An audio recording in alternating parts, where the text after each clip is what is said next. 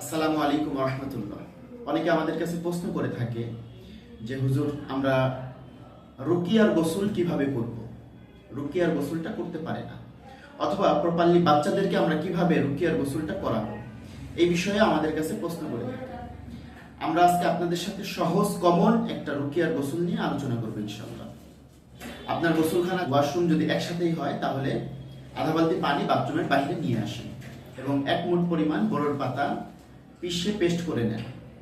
Paste করে নেওয়ার পরে এই আধা বালতি পানির সাথে মিশিয়ে নিয়ত করেন যে আল্লাহ, আমি রুকিয়ার গোসলের পানি রেডি করতেছি, অথবা আমি জিনে আক্রান্ত, অথবা জাদুতে আক্রান্ত, অথবা বদনজরে আক্রান্ত, এই নিয়ত করেন।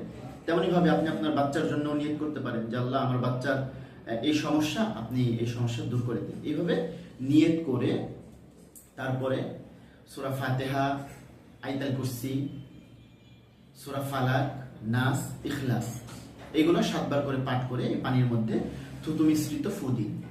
ফু দেওয়ার পরে স্বাভাবিকভাবে এই পানি বাথরুমের মধ্যে নিয়ে গোসল করে ফেলেন। ব্যাস, কমন যে গোসল সেটা হয়ে যাবে ইনশাআল্লাহ।